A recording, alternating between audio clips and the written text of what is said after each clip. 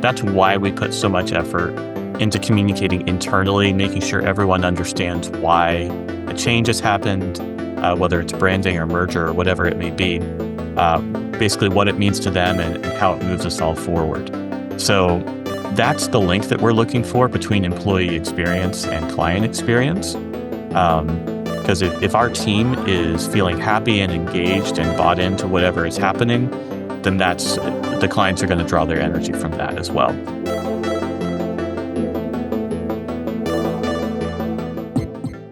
Welcome to the Intangible Brand, where we explore the connection between employee experience and client experience and the hidden forces that make brands stick. I'm Jerry Gennaria, and I'm joined by my co-host, Carl Winstead. And today, we're talking with Eric Anest, Senior Vice President of Marketing and Communications at Salas O'Brien.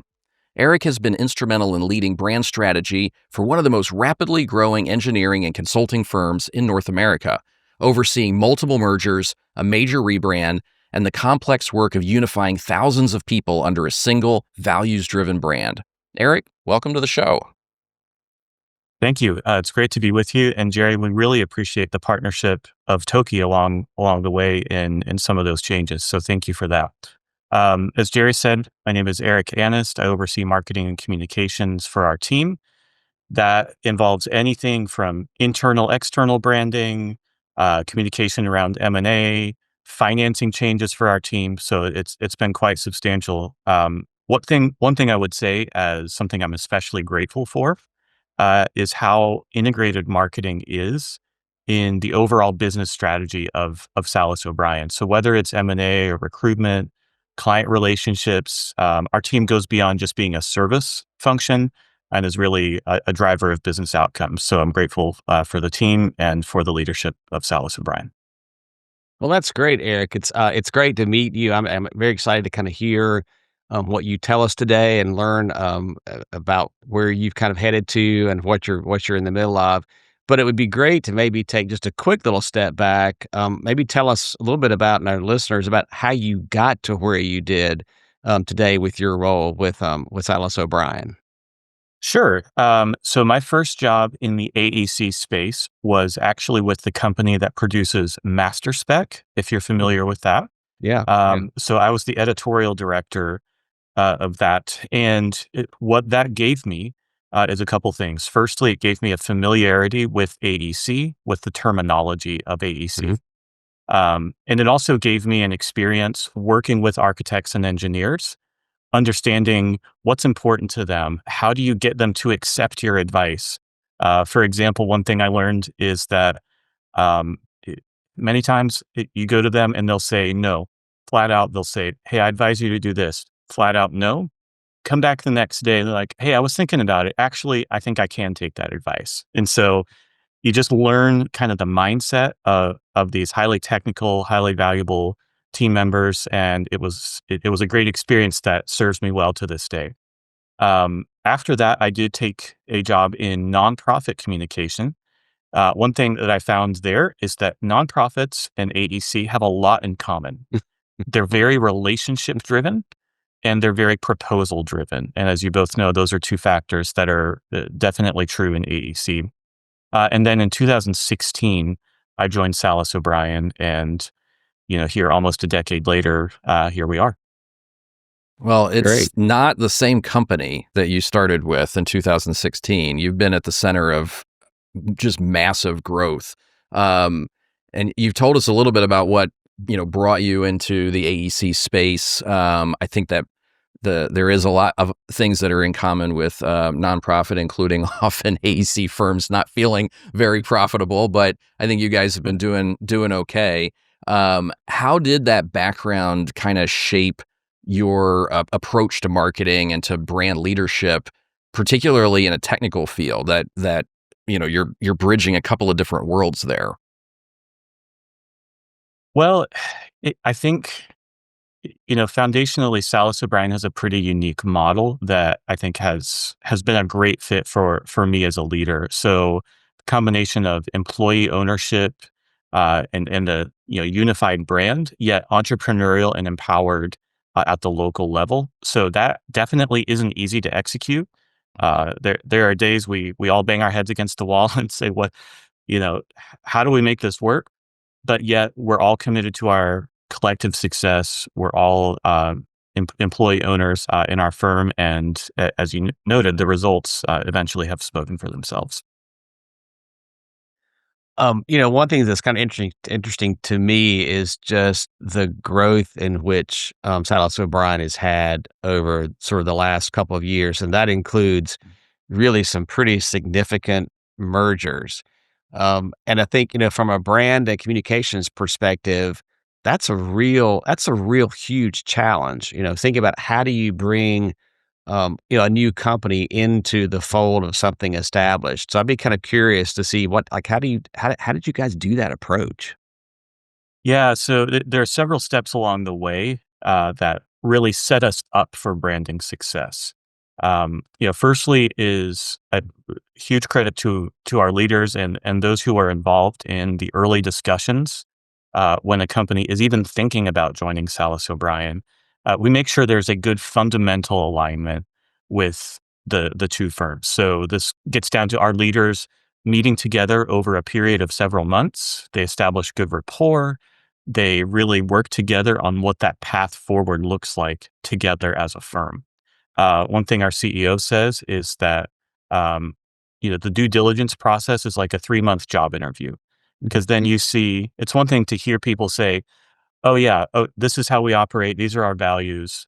But during that process of getting to know one another, we really have the opportunity to see, do they really live their values? Are these Hmm. people we would want as part of our firm? And, I'm grateful for the many cases and leaders where we've brought them in and, it's very obvious over time that they are who they say they are Hmm. and they're great fits for Salas O'Brien. Um, so, making sure there's that good fundamental alignment is step one, maybe even step zero. You get nowhere without that.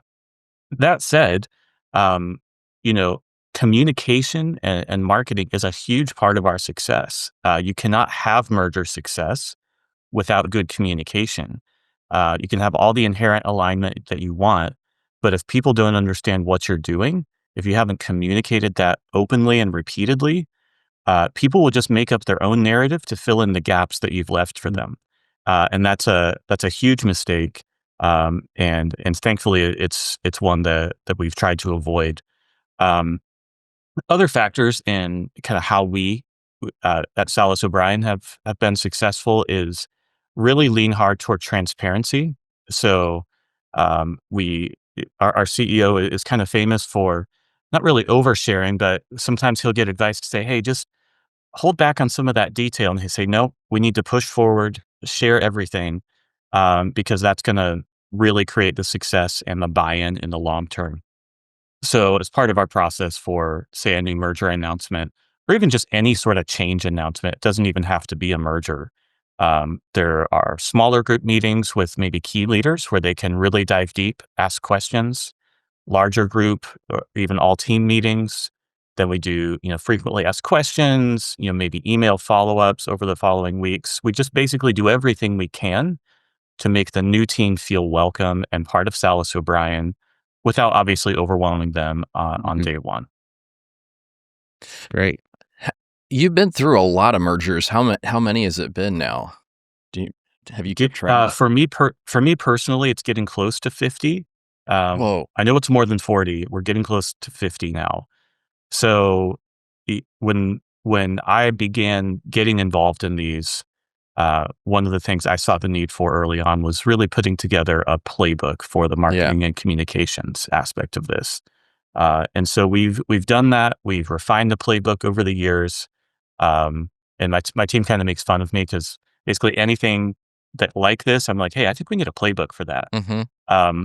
But because it's something we're doing over and over again, we can't be making it up as we go. We need to have kind of a defined plan, but yet one that's flexible and adaptable to the circumstance because you're not going to need the same playbook or the exact same kind of specific tactics for a company of, say, 5 or 10 people that you would for a company of 300 people. Yeah, that's a good point. But it gives you a chance to really refine that playbook because you get so many at bats with it. Um, you know, a big part of this is brand integration, and you're Mhm. I would imagine that these mergers are often with companies that have strong local identities, deep histories.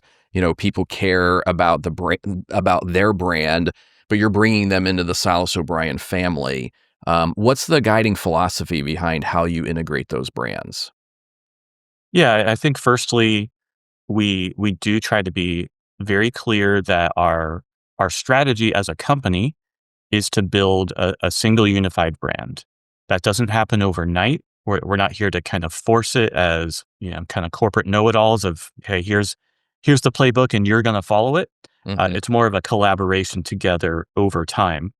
Um, I would say too, it's really important, and what this is a lesson I think that we've learned through the mergers is to plan the work and work the plan, as engineers might say. So basically, create a plan together, Hmm. and then kind of methodically work through that plan. One, so if you don't have a plan, if you're just kind of waiting for it to feel right, then you're going to be waiting maybe longer than is prudent, or longer than really you would want to be waiting. But if you can work together on that plan, get it to move through it together, then ultimately you're going to be successful. Makes sense. It's interesting because you talked about, 40 to 50 mergers in different companies, which that's a lot. And I can imagine, and you also said it sounds like there's a real big diversity. One company could be 10 people, one company could be, 100 people.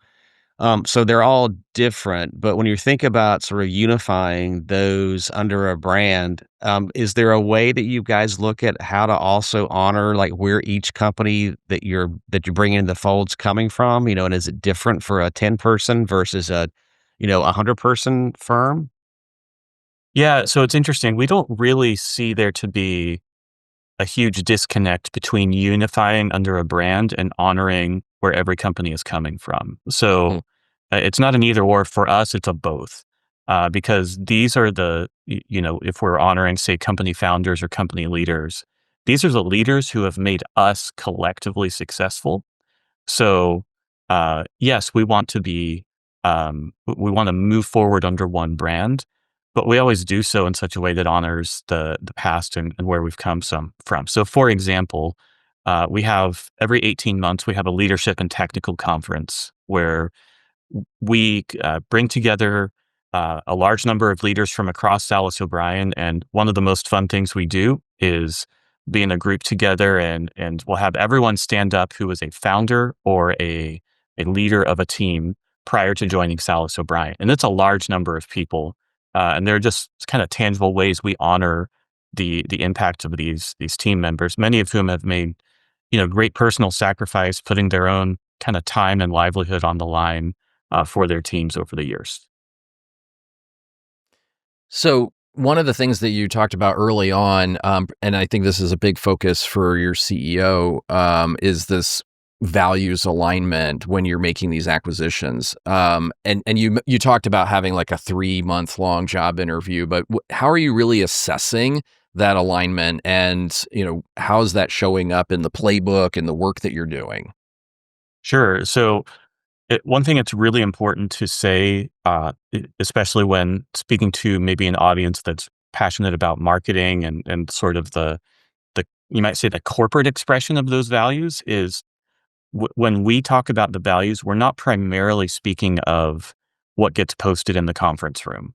That's Mm-hmm. important, and the sort of tangible expression and yeah, kind of really seeing the brand infuse those values.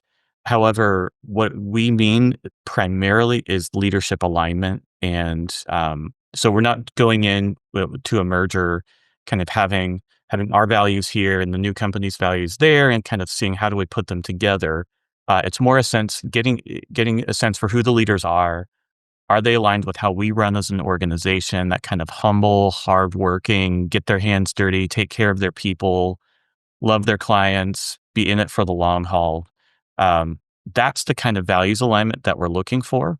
And then once we have that, once we're sure through that 3-month job interview that we've alluded to, so to speak. The values discussion, it just kind of happens organically. We've really never had an issue Mm, with a company, you might say, coming in and quote, accepting our values, right. because it's very clear the kind of we're living them every day and that we're fundamentally aligned. Hmm. And there are going to be questions and differences, of course, but we've never had a substantial kind of conflict of values. That makes sense. Yeah. Yeah. Are there certain tricks that you've done or things that to sort of make sure that those values, that communication of that does in fact be authentic rather than coming across as being corporate? Because I can imagine, again, as you grow, it could be like, oh yeah, here's another corporate value, but you're striving for something different. You really want it to be authentic. Are there some pointers that you can give that have made that work? Well, it's something we struggle with because we want to be organized and coherent in how we communicate, of course. But we also, as I said before, we don't want to be the corporate know-it-alls who come in, the day after a merger and plaster the values on posters everywhere in the break room or, in the conference room. So we don't tend to be overly pushy about, say, the corporate expression of our values. We communicate them, we raise them in, all company meetings. Well, our CEO just did this a few weeks ago. He picked out some of the values and really tried to give sort of tangible expression to those and why they're important. So we definitely communicate them. We believe them. We hopefully model them. But as I said, we don't go plastering them around everywhere.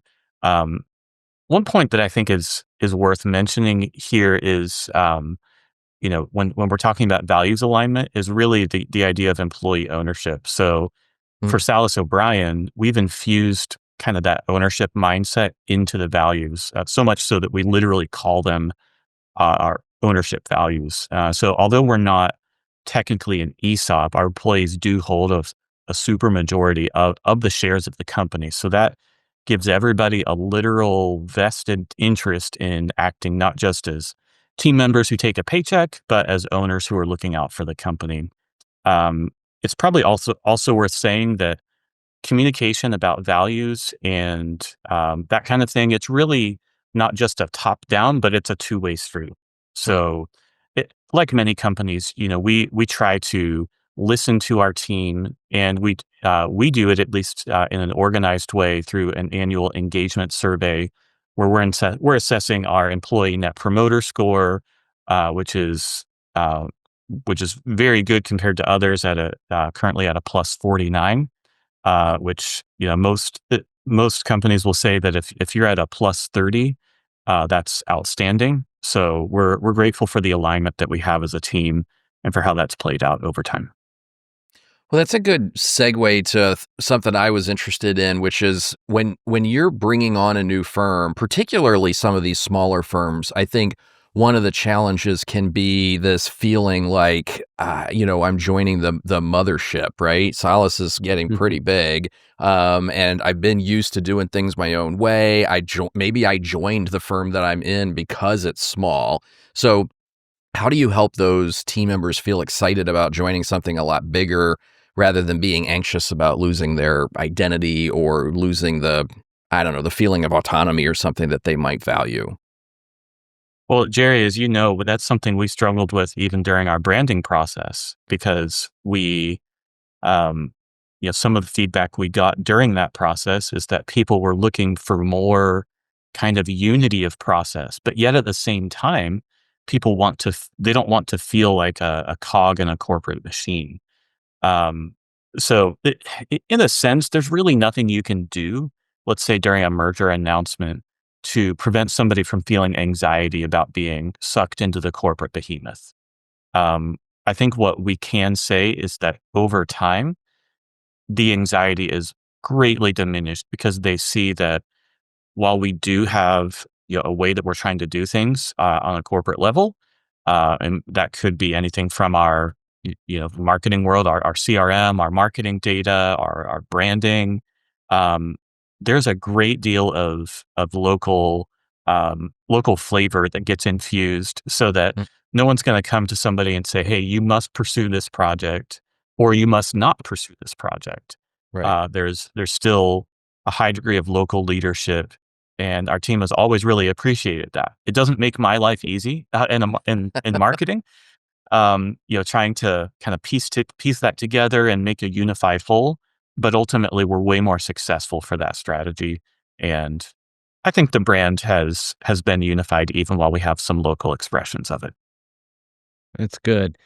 Eric, when you talk about, the brand experience, those exist both internally and externally. It sounds like you guys have spent a lot of time thinking about like how to deal with that internally. So I'm wondering, like, what kind of things have you learned along the journey about creating that experience, that brand experience that will resonate internally just as much as it does on the outside?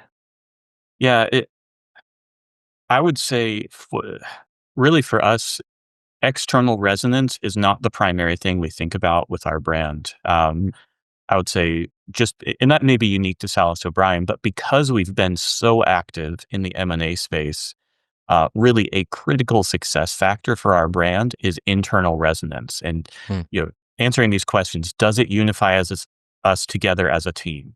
Does it move us forward to where we want to be going, collectively as a firm so that we collectively are greater than the sum of those parts? Does it help us do more together than we could do separately?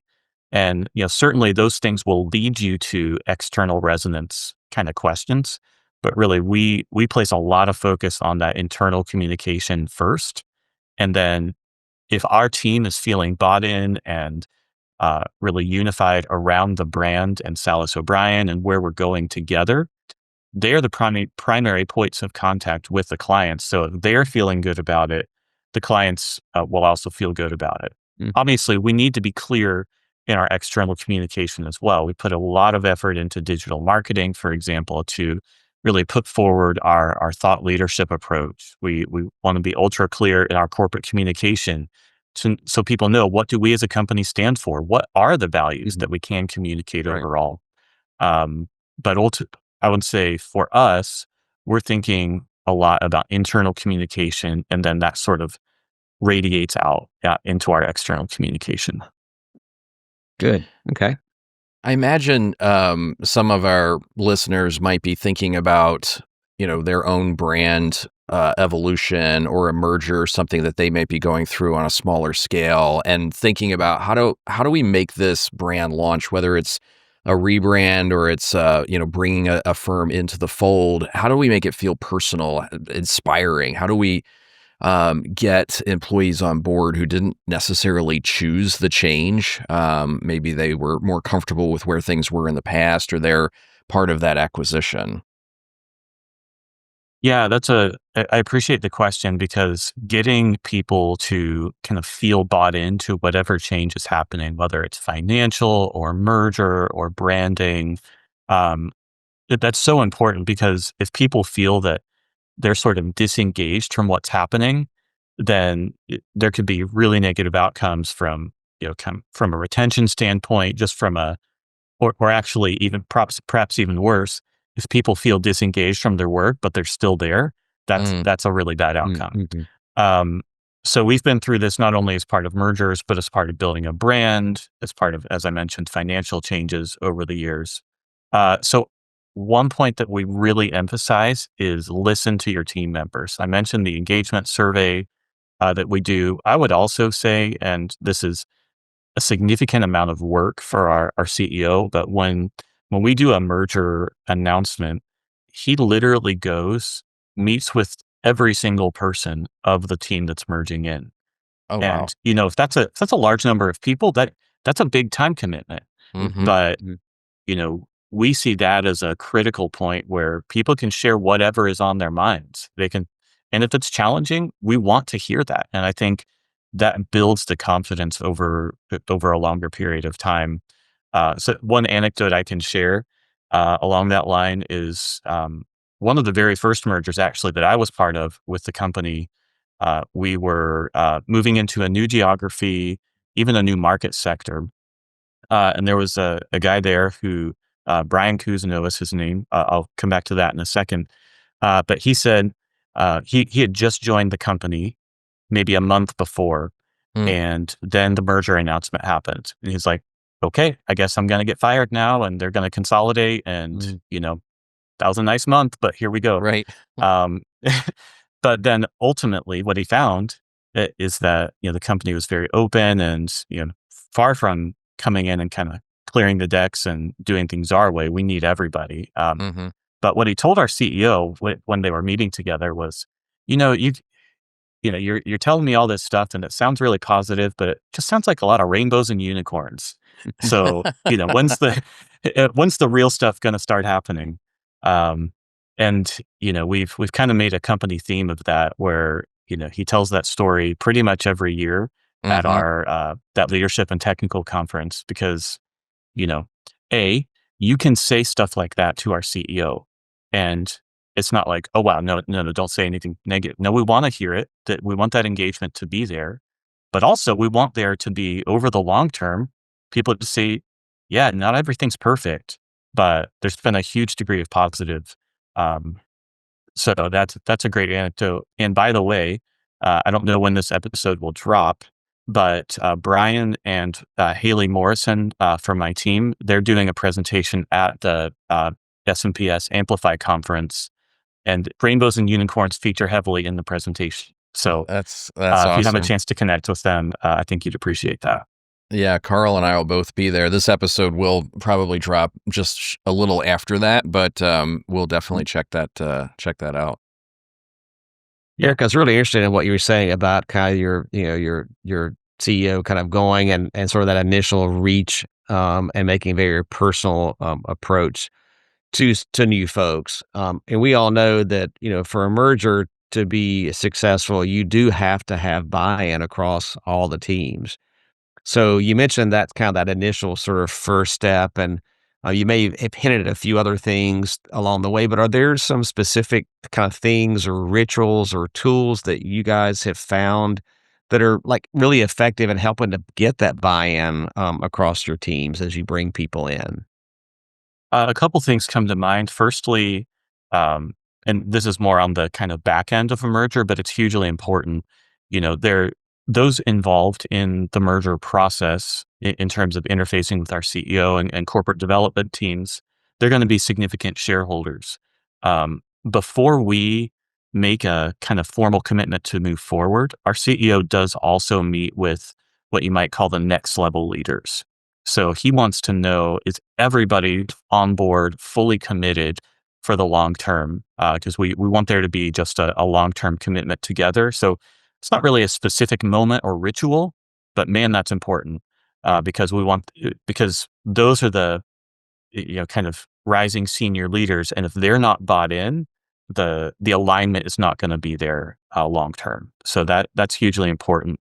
As I mentioned, though, there's that kind of in-person meeting where everybody can meet with the CEO, say anything they want. Mhm. We also make sure that the new team, once they've joined the company, they get invited very early on to all company meetings. I mentioned we are extremely transparent, and I think new teams are often surprised at how much information we share about the Mm. company performance.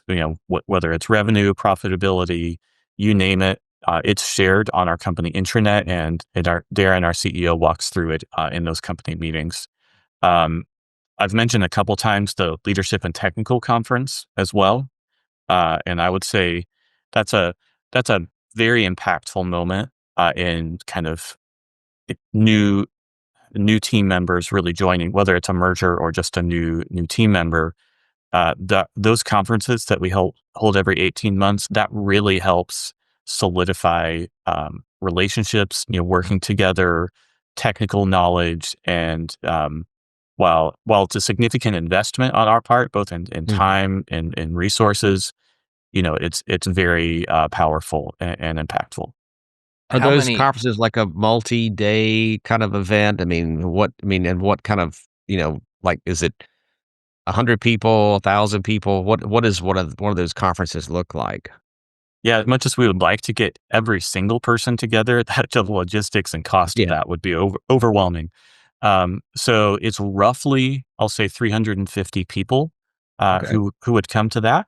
every 18 months. And then the meat of the conference is kind of a day and a half. So there's like a kind of a Thursday, Friday format where, half day Thursday, all day Friday, that kind of thing.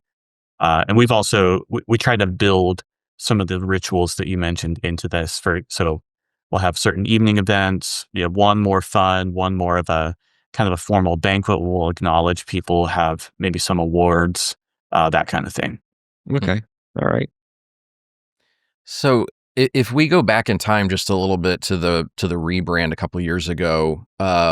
I'm wondering what do you feel worked well for you guys in rolling that out, and through the process, was there any surprises?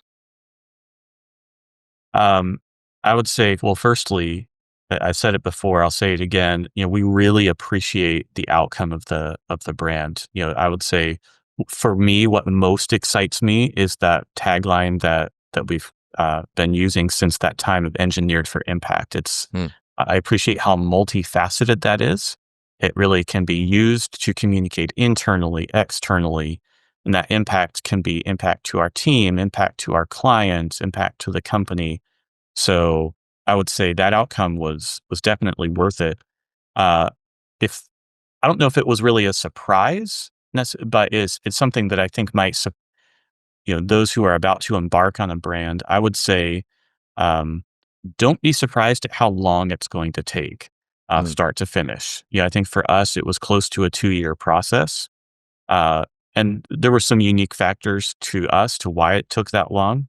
If we were a more of a top down kind of this is how it's going to be organization, we could have done it faster. Right. But because of how we operate as a firm, we wanted there to be a significant amount of communication, buy-in, and support. And ultimately we had to make some decisions and move forward with certain aspects. But I think because we took it slow, that really helped us. It helped it stick more. Hmm. And I think we've seen the value of that to this day. So for those who are thinking about a rebrand or about a significant kind of strategic move like that, just be prepared for the time commitment, build that into your expectations. And if you need to do something sooner rather than later, just ruthlessly cut complexity out. So just Mm. make it kind of quick and easy. And then you can always build on that over time, but don't overcomplicate it. If you're on a tight time schedule, make it simple, and just understand what that time commitment is going to be. Um, I would say in terms of what went well, we we made sure that our whole team was aware of the process and was participating in it, as I mentioned before. So it doesn't mean that all the feedback we heard was complimentary or even positive, but it did.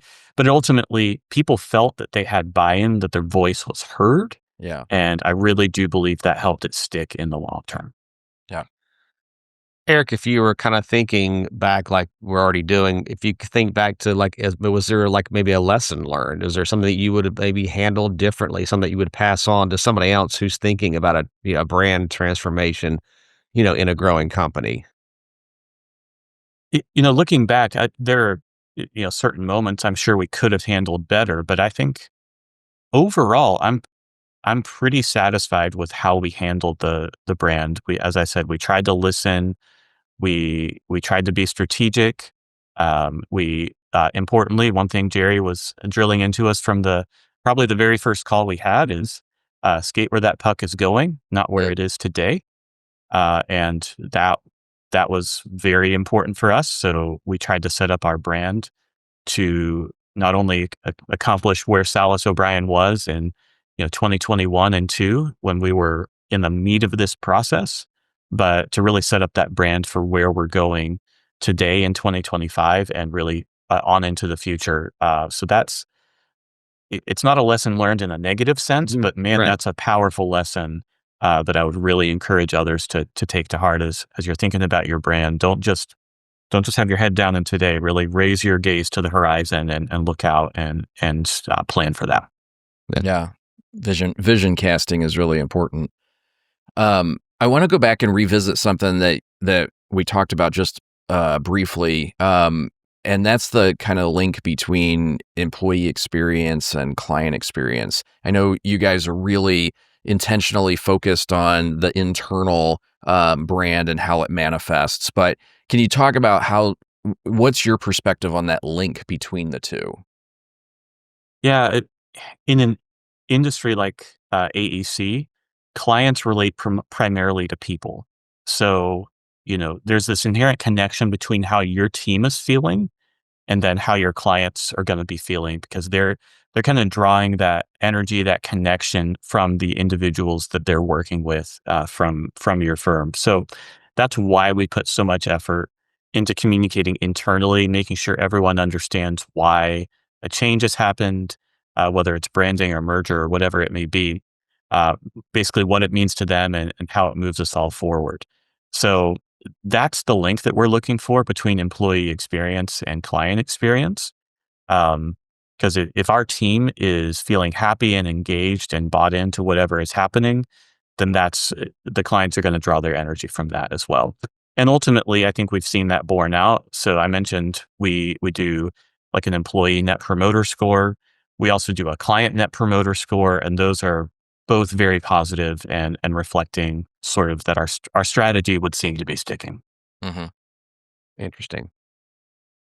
As you think about kind of what's happened with your brand rollout, and all, have you seen like a shift? I mean, have clients noticed a change, and have you seen any kind of, I don't know, either behavioral shifts or just feedback from them since you did your rollout? Yeah, I mean, clients, of course, notice. Mhm. Our colors are different. Mm. There's a real sense in which we changed everything but the name of the company. So I I hope clients notice that. Yeah, Uh, right. that said, like as I said before, in the end of the day, clients care more about the people and relationships than they do about what fonts you're using and kind of in our case, the 45-degree angle, right? Like we care a lot about that, but ultimately that's background knowledge for the client and they're not going to comment specifically on that. Mhm. Um, However, where I think I can, not I think I can definitely say on a tangible level that the new brand has really been impactful is through M&A. So companies have merged into Salas O'Brien and they have specifically told us using your old brand we would not have seen you as an equal with us, and we would not have merged with you Mm. had that brand not been something that we felt we identified with and was inspirational for us, our team, and our clients. And I would also say that we've had several success stories where companies join us, and then after the fact, they're able to reach you know, into their existing clients with the broader set of services Mhm. than they ever would have previously. And not going to say the brand takes sole credit for that, but the brand is definitely it gives them the framework to communicate that kind of thing, Right. and it's been a powerful success story for us. Good. Yeah. That's awesome. So, I think as folks are listening, is there advice that you would give to marketing leaders that might be navigating mergers and acquisitions in particular, or culture integration or brand evolution? Yeah, I mean, a couple things come to mind. Firstly, is maybe counterintuitive, but specifically, if you're the marketing leader of your firm, um, leave your marketing at the door for just a minute. Bring a strategic mindset to that leadership table. Mm. Know the key issues that your firm is facing and bring strategic solutions forward, whatever those might be, whether they're marketing or communication or not. I think that's really important. Sometimes marketing team leaders, I've heard from them, and I know probably both of you have as well, that they kind of lament the lack of a seat at the table and I think that strategic mindset can really help you get that seat at the table so that you're contributing, not just kind of pushing a marketing agenda, but really having that strategic mindset that pushes the whole company forward. That said, I would also say believe in what you do. Mm. Be aware of and believe in the power of good communication. So I said earlier that no amount of good communication is going to make a merger succeed that doesn't have fundamental alignment.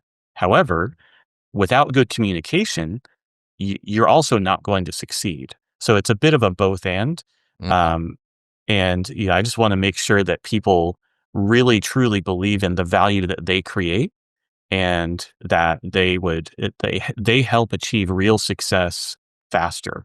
Um, and then finally, I would just say be grateful for leadership teams that get it. I understand that not every team does, but there are teams out there that do. And I would say be grateful for those leaders and really appreciate them, because one thing that I will say about leaders is it's a lonely job, and people don't often appreciate leaders. They bring problems to leaders, but Yeah. they don't often appreciate leaders. So to the degree that you can do that, it'll make a huge difference. Yeah. Well, that's I mean, that's just amazing. Those are great points to think about. And I really appreciate that. That really resonates. I think you're right. Leaders, it's a lonely profession sometimes. You're right. We've told people, hey, when we do something right, come tell us about that too, Yeah. because sometimes it's really good to replicate a success as well as solve a problem. So That's right. but that's great. I have one more thing I'd love to ask. You've given some great advice and great things to think about. We're always looking to say, hey, where's your inspiration coming from these days? So is there a book or a podcast that you think would be great for our folks to listen to? I would say for the topic of this conversation, especially, Mhm. I have it right here, so I'll go ahead and hold it up. So it's this book. It probably has a different cover these days, but it's called Managing Transitions by William Bridges. So without going into a full summary of the book, the basic idea is that people say that people struggle with change. Mhm. There's a sense in which that's true, but there's a real sense in which what people struggle with is transition. In other words, the process of getting from point A to point B. So a point that he makes, for example, is that some changes are hugely positive. Let's say, kind of think of your classic life changes. Mhm. You get married, you have a first child, or, whatever that may be. All of those involve giving up things and gaining things. And you have to help people work through the process of giving up things, give them space to, in a sense, to mourn that change, to Mhm. acknowledge it, and then to move forward because there's something better ahead of them. So I would say anybody who's involved with change communication, mergers, branding, I love that book. It's very easy to understand. I think you'll benefit a lot from it. I also love podcasts. So naturally enough, since here we are doing one, um, but I would say one that I especially appreciate. It's very short, usually about 20-minute episodes. It's called At the Table with Mm. Patrick Lencioni. So he's written a lot of leadership books. I've read almost all of them. But I would say even more than the books, I appreciate the podcast, because they're looking at organizational health and how to really infuse that into your organization. And, the leadership mindset that they have, he'll talk about being hungry, humble, and smart. I think, man, that's what I want for myself. That's what I want for Salas O'Brien. It's what I want for the people I work with. So, really appreciate that podcast as well. That's awesome. Well, Great. Eric, thank you so much for being on our podcast. And we're thrilled to have you. Uh, this has been a fascinating conversation. Mergers and acquisitions for me is an important topic. I keep threatening to write a book about it, so expect me to give you a call when I get to it. Um, thank you for being a part of what we're doing here. Um, I think that wraps up another episode of the Intangible Brand. If you found value in today's conversation, we'd love it if you'd take a moment to follow, to subscribe on your favorite podcast platform. Your support helps us continue to bring these kinds of discussions to you. And if you happen to be watching on YouTube, don't forget to like the video and subscribe to our channel if it helps others discover the show and join our community. Yeah, and we'd love to hear your thoughts on today's episode. Feel free to leave a review, share feedback questions with us. Tell us what you liked, what you'd like to hear next. And you can always connect with us on LinkedIn or visit our website at theintangiblebrand.com. There you'll find some more resources and information about the show. So thanks for joining us on the Intangible Brand. And remember, the strongest brands are built on the experiences they create, both for their clients and for their teams.